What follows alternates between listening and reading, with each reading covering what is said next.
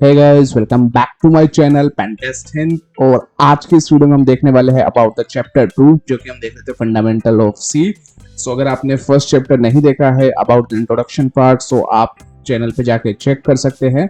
सो आज का हमारा चैप्टर 2 है about the problem solving, flow chart and algorithm. So problem solving के बारे में हम सभी ने देखा है एंड आज के इस टाइम पे we all are using computer systems, जहाँ पे आप किसी भी तरीके से मान सकते हैं। आपका स्मार्टफोन हो सकता है, स्मार्ट वॉच हो सकता है। सो हम डिजिटल चीजों से घिरे हुए हैं and like generally we use them to doing like various task, तो ताकि आप अपना काम तेज कर सके and like for more accurate manner and और जब भी कंप्यूटर यूजर्स की बात आती है सो वहाँ पे आपके अलग अलग प्रॉब्लम्स होती है और उन प्रॉब्लम का कुछ फिक्स तरीके से आप उसको सॉल्यूशन पे कन्वर्ट कर सकते हैं।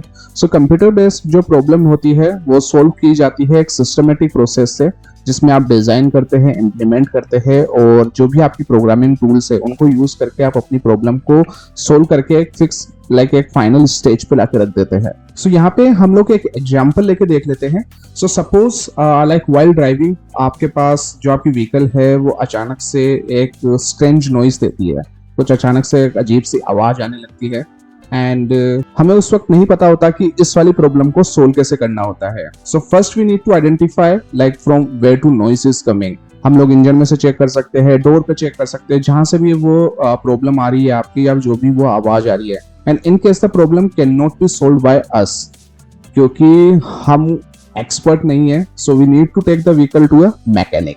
सो मैकेनिक के पास जाते हैं, देन मैकेनिक क्या करता है वहां पे, so the mechanic will analysis the problem to identify the source of the noise and उसके बाद एक प्लान क्रिएट करता है उस पर काम करने के लिए and finally repair the vehicle in order to remove the noise. So इस एग्जांपल की हेल्प से मैं सिर्फ आपको यही बताना चाह रहा हूँ कि जब भी आपके पास कोई प्रॉब्लम आती है उसके सॉल्यूशन के लिए आप डायरेक्ट सॉल्यूशन वाले पार्ट में नहीं जाते, स्टेप बाय स्टेप चीज होती है। जैसे डॉक्टर के पास जाते हैं, उन्होंने पहले आपसे पूछा और उसके बाद पे कुछ एक टेस्ट परफॉर्म हुए, टेस्ट आने के बाद पे जैसे ही रिपोर्ट्स आती है उन रिपोर्ट्स को एनालिसिस करके आपको बताते हैं कि हाँ ये आपको बीमारी है और इनका सॉल्यूशन ये है, तो आपको ऐसे ऐसे करके यहाँ पे आपको मेडिसिन लेनी है। So this is your like steps for problem solving. तो जब भी आप प्रोग्रामिंग लैंग्वेज यूज में लेते हैं सो वहां पे जब भी आपका कोई प्रोग्राम आता है सो प्रोग्राम से पहले आपको ये समझना होता है कि इस प्रोग्राम के अंदर बेसिकली आपकी प्रॉब्लम क्या है और उसका सॉल्यूशन कैसे कर सकते हैं। इन शॉर्ट अगर मैं आपको डायग्राम के बेसिस पे समझाऊं, so first of all analysing the problem, then developing the algorithm, 3 coding and 4 testing and debugging. So ये है आपकी प्रॉब्लम सॉल्विंग स्टेप्स। नाउ अगर इसको फिक्स एनालिसिस करते हैं step by step, so analysis the problem, so we have to like understand clearly कि हमारे पास एक्चुअल प्रॉब्लम क्या है and when like begin to find the solution for it. और अगर हम इसके बारे में क्लियर नहीं होते हैं कि इसको सोल्व कैसे किया जाए, सो जो हमारा प्रोग्राम होगा उसका जो पर्पस होगा वो कभी भी उस लास्ट वाले पॉइंट को मीट नहीं कर पाएगा। जब भी आपको कोई प्रॉब्लम एनालिसिस करनी होती है, then we will to able to figure out like what are the inputs that our program should accept and the outputs that it should produce. इस चीज पर हमेशा फोकस करना है कि जब भी आप कोई प्रॉब्लम आइडेंटिफाई करते हैं सो आपको इनपुट क्या करना है एंड देन आउटपुट क्या आएगा। फॉर एग्जाम्पल अगर आपको किसी नंबर का स्क्वायर आइडेंटिफाई करना है आपके प्रोग्राम के थ्रू, फॉर एग्जांपल 2 का स्क्वायर, 3 का स्क्वायर, तो सबसे पहले आपको डिसाइड करना होगा कि इसमें इनपुट क्या आएगा। सो फॉर एग्जांपल एक वेरिएबल आ गया है, कंटेनर आ गया जहां पे नंबर रखा जाएगा, देन उन नंबर को मल्टीप्लाई किया जाएगा उससे सेम नंबर से एंड देन जो आउटपुट आएगा जो स्क्वायर वाला नंबर है उसको प्रिंट कर दिया जाएगा। सो ऐसे करके आप प्रोग्राम को एनालिसिस कर सकते हो। सेकंड आता है आपका developing an algorithm. So developing an algorithm हो गया। सो बेसिकली अगर एल्गोरिथम के बारे में देखें, सो एल्गोरिथम आपकी एक स्टेप बाय स्टेप प्रोसेस है जिसको फॉलो करने पे आप एक डिजायर आउटपुट पे पहुंच जाते हैं।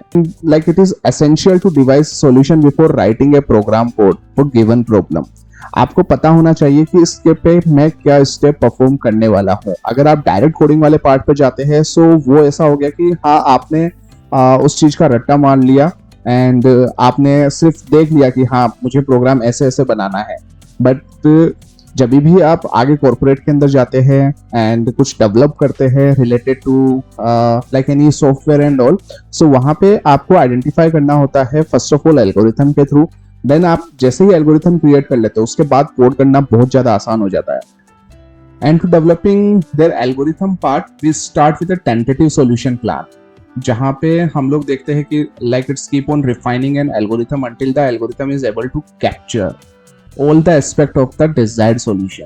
हर एक प्रॉब्लम के मल्टीपल सॉल्यूशंस हो सकते हैं, हो सकता है आपको वो सॉल्यूशन इस टाइप से लग रहा हो सकता है दूसरे को सॉल्यूशन अलग टाइप से आ रखा हो, दैट्स मीन मेथड्स अलग हो, बट जो डिजायर्ड आउटपुट होगा वो दोनों का सेम होगा। सो प्रोग्राम जब भी आप करते हैं हो सकता है दोनों की कोडिंग अलग अलग हो, बट हमेशा याद रखना प्रॉब्लम का जो सॉल्यूशन होगा वो सिंगल ही होगा, जो उसका डिजायर आउटपुट होगा।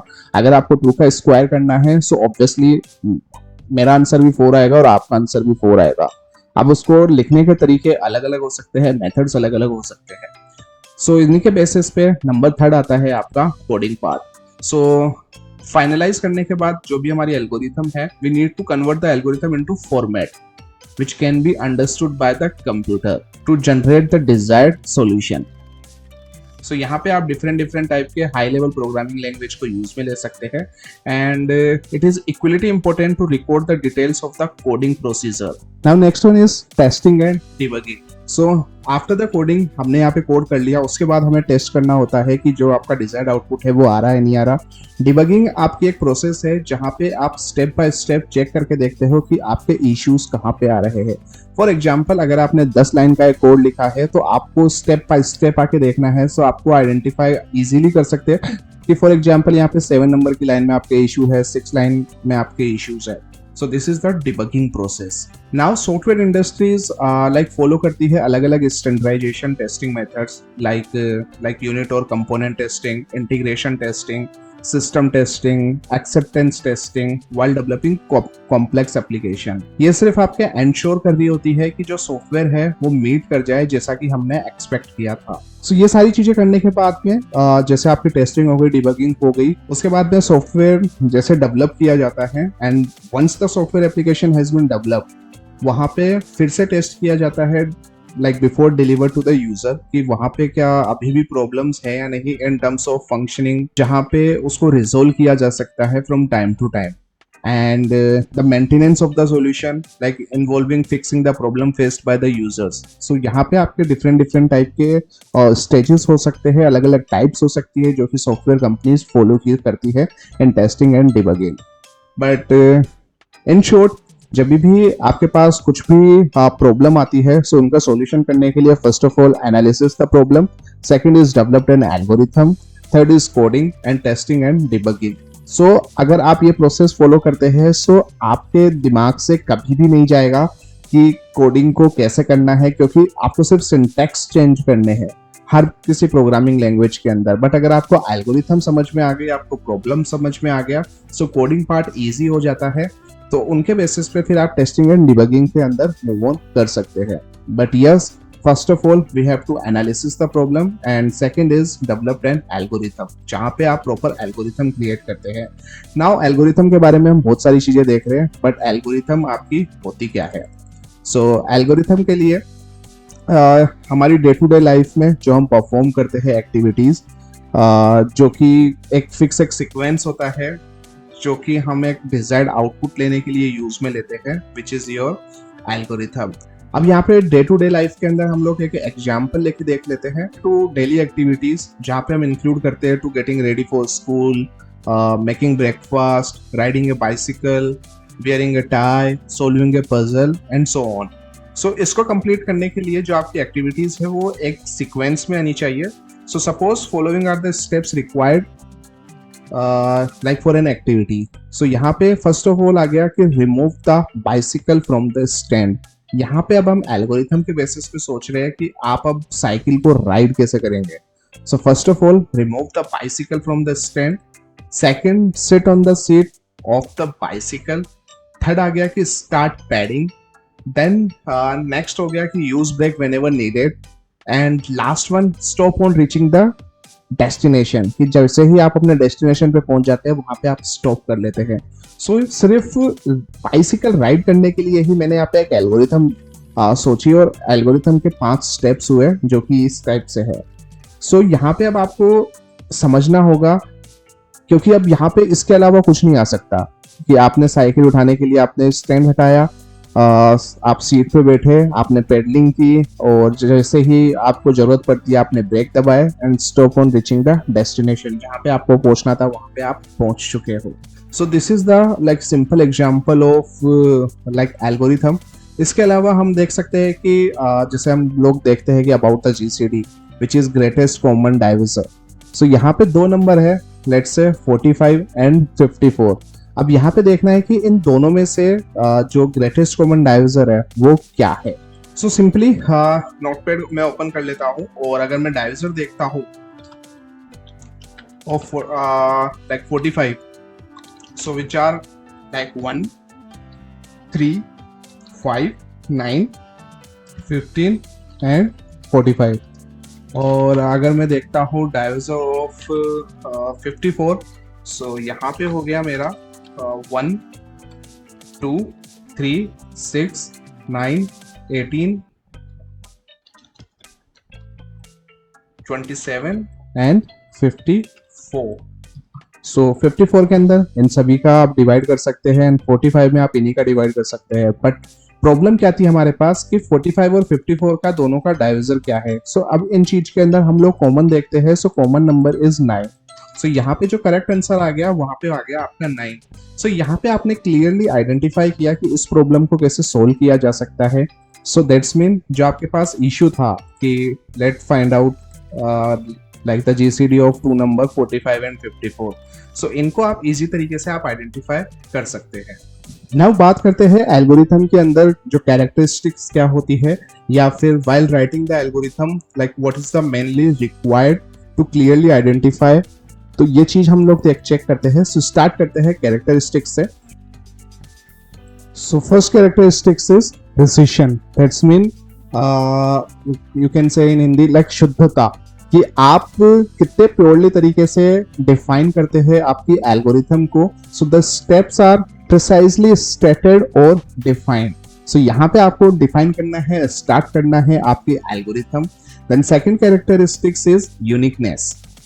सो यूनिकनेस हो गया कि जब भी आपके रिजल्ट्स आते हैं, सो उनकी जो जितनी भी आपकी स्टेप्स है which should be like defined uniquely, और जो आपने स्टार्ट किया था with the help of input and all, so उन्हीं के बेसिस पे आपके एल्गोरिथम्स होनी चाहिए। थर्ड पार्ट इज फाइनाइटनेस, जहां पे आपके इनफाइनाइट नहीं होनी चाहिए कि आपकी जो आपका प्रोग्राम है, एल्गोरिथम है, वो चले ही जा रहा है। यहाँ पे आपको फिक्स नंबर पता होने चाहिए, फाइनाइट नंबर पे, कि यहाँ पे जाके रुक जाएगी। सो यहाँ पे आप लोग जो एरर एक्सेप्शंस होते हैं मल्टीपल तरीके से, ताकि लूप में ना चला जाए, अगर लूप पे जाता भी है सो आउटपुट क्या आना चाहिए, ये सारी चीजें डिफाइन होनी चाहिए। फॉर एग्जांपल अगर डिवाइड बाय आप 0 करते हैं किसी नंबर पे, सो वो इनफाइनाइट नंबर पे चला जाता है। So your algorithm should define कि वहां पे भी आपके अगर इनफाइनाइट ऑप्शन आ जाता है, सो आपके ऑप्शन आ जाए कि कांट डिवाइड बाय 0। सो यहाँ पे आपने उस इनफाइनाइट प्रोसेस को वहां पे आपने स्टॉप कर दिया। Now next one is input part. So algorithm receive some input always, क्योंकि अगर कुछ प्रॉब्लम है सो ऑब्वियसली आप वहां पे कुछ ना कुछ इनपुट देंगे ही देंगे। देन आउटपुट की बात करते हैं। So the algorithm procedure some output, obviously जिसके लिए हम सॉल्यूशन ढूंढ रहे हैं जिस प्रॉब्लम का, सो वहां पे आपका आउटपुट आना जरूरी ही है। और जब भी हम लोग एल्गोरिथम लिखते हैं सो हमें इन चीजों का मेनली ध्यान देना होता है। The first one is the input to be taken from the user, हमने यूजर से इनपुट लिया है। And second thing is processing और computation to be perform to get the desired result, क्योंकि जो भी हमारा फंक्शन वाला पार्ट है वो यहाँ पे आया है। And the last one is the output desired by the user. So जो भी यूजर को चाहिए इनपुट देने के बाद वो उसको डिजायर्ड आउटपुट वहां पे मिल सके। नाउ अगर बात करते हैं रिप्रेजेंटेशन की, सो रिप्रेजेंटेशन ऑफ एल्गोरिथम आप इन तरीके से कर सकते हैं, जो कि मैं पर्सनली जिस लेवल पे समझता हूँ वो ये हो गया कि जैसे जब भी आपको स्टार्ट और एंड करना होता है, सो आप इस टाइप का बॉक्स यूज में लेते हैं जिस बॉक्स के अंदर आपके कॉर्नर्स नहीं होते हैं। दैट्स मीन अगर कोई कोना नहीं होगा सो वो आपके स्टार्ट और एंड करने के लिए काम में आ रहा है। जिनको टर्मिनेटर सिंबल्स भी बोलते हैं, and indicates where the flow start and end. तो आप इस टाइप से इसको याद कर सकते हैं कि अगर आपको स्टार्ट और एंड करना है सो आप कोई भी कॉर्नर यूज नहीं लेना है, कोई भी कोना यूज नहीं लेना है। देन सेकंड वन इज, अगर प्रोसेस की बात करते हैं सो प्रोसेस आपके हमेशा इस टाइप के कॉर्नर वाले बॉक्सेस के अंदर ही आएगा, जहाँ पे आपको फिक्स बताता है कि हाँ मुझे यहाँ पे कुछ ना कुछ एक्शन करना है, कुछ ना कुछ प्रोसेस या फिर एक सिंगल स्टेप यहाँ पे लेनी है मेरी प्रोसेसेस की। The next one is decision. So decision के लिए सबसे इंपॉर्टेंट पार्ट है आपका डायमंड शेप। सो यहाँ पे इसको एक डायमंड शेप बोल सकते हैं हम लोग, एंड यहाँ पे जो भी डिसीजन हो गया, लेट से आपके यस नो हो गया, ट्रू फॉल्स हो गया, कोई क्वेश्चन कोई पूछता है and like based on the answers, तो यहाँ पे आप लोग यहाँ पे ये यूज में ले सकते हैं। एंड जो इसका आउटपुट आता है वो दो तरीके से आ सकता है, ऑब्वियसली एक यस का और एक नो का, कि अगर यस होता है तो क्या आउटपुट आएगा और नो आएगा तो क्या आएगा, लाइक ट्रू होगा तो क्या और फॉल्स होगा तो क्या, वो आप डायमंड शेप या फिर इस वाली शेप से आप आइडेंटिफाई कर सकते हैं। देन जितना भी आपका इनपुट और आउटपुट आपको लेना है, सो इनपुट और आउटपुट को जो आपका बॉक्स था प्रोसेस का उसको थोड़ा सा टेढ़ा कर देना है, और टेढ़ा करने के बाद पे आप वहां पे इनपुट और आउटपुट यहाँ पे शो करते हैं। देन एरो हो गया जो कि कनेक्टर, जो कि शो करता है कि कहाँ पे क्या क्या प्रोसेस आनी चाहिए। इसका एक एग्जाम्पल लेके देख लेते हैं।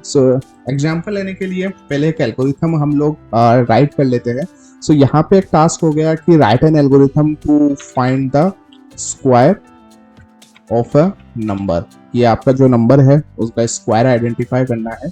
एंड एल्गोरिथम लिखने से पहले फर्स्ट ऑफ ऑल आइडेंटिफाई करते हैं that input, process and output. आपका यहाँ पे इनपुट क्या आएगा, which is number whose square is required, obviously क्योंकि कोई जैसे ही नंबर देगा आपको उसका स्क्वायर आइडेंटिफाई करना है। देन प्रोसेस होगा कि जो आपका नंबर है वो मल्टीप्लाई हो जाए किससे, बाय इटसेल्फ, जब ये तो स्क्वायर आइडेंटिफाई कर सकेंगे to get its square. And last is your output part. Output में हो गया आपके कि that square of the number, जो भी आपने आइडेंटिफाई किया वो यहाँ पे आपका स्क्वायर आ जाए। अब अगर मैं इसको सिंपल एल्गोरिथम के अंदर लिखता हूँ, मतलब इसके लिए फर्स्ट स्टेप 1 हो गया मेरा, to input a number and store it to like any variable. जैसे मैंने नम नाम से एक वेरिएबल ले लिया या फिर एक कंटेनर रख दिया जहां पे आप उस नंबर को सेव करके रख सकते हैं टू प्रोसेस इट। स्टेप 2 हो गया मेरे पास कि मैंने यहाँ पे कंप्यूट किया नम मल्टीप्लाई बाय नम को and store it in, let's say SQ नाम से मैंने एक फोल्डर वो वेरिएबल ले लिया, लेट्स से स्क्वायर। यहाँ पे स्क्वायर नाम से हो गया। देन स्टेप 3 के अंदर हो गया मेरे पास कि मुझे प्रिंट करना है इट्स SQ को। मैंने यहाँ पे इसको सिंपली प्रिंट कर दिया। नाउ अगर मैं इसका एल्गोरिथम का फ्लो चार्ट डिजाइन तैयार करता हूँ, उसका फ्लो चार्ट कैसे होगा, इसके लिए मैं let's say power point open कर लेते हैं। एंड पावर पॉइंट के अंदर मैं सिंपली आपको बताऊंगा, जैसे इंसर्ट पे जाते हैं, इंसर्ट में आपके शेप्स का ऑप्शन आता है। शेप्स के अंदर आप यहाँ पे फ्लो चार्ट का सेक्शन देख सकते हैं जहाँ पे आपके मल्टीपल ऑप्शंस है, आप यहाँ पे और भी शेप्स यूज में ले सकते हैं। फर्स्ट ऑफ ऑल स्टार्ट करते हैं। स्टार्ट और एंड का देखा था जिनका कोई कॉर्नर नहीं होता। फर्स्ट ऑफ ऑल जैसे मैंने यहाँ पे लिखा और मैंने यहाँ कर दिया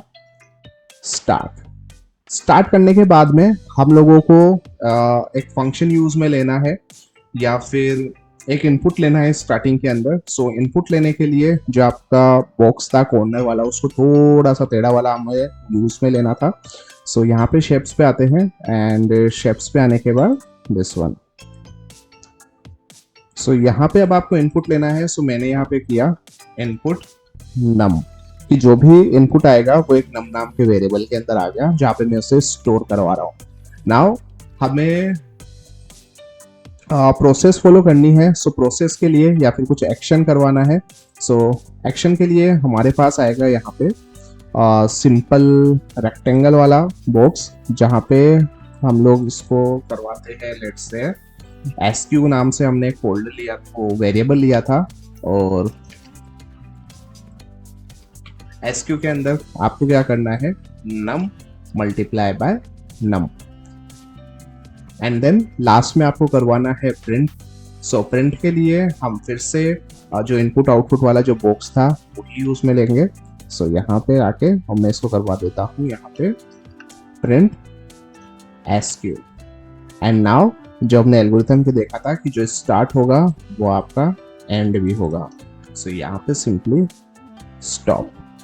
एंड इसको फ्लो को समझाने के लिए हम यहाँ पे यूज में लेंगे एरो। जैसे कि अभी तो यहाँ पे कोई कंडीशन नहीं आई है क्योंकि हमको डायरेक्ट ही सिंपली स्क्वायर का ही आइडेंटिफाई करना था। सो अब नाउ यहाँ पे आप फ्लो चार्ट से इजीली समझ सकते हो कि यहाँ पे स्टार्ट हुआ, इनपुट नम हुआ, SQ equal to num into num and print SQ and stop.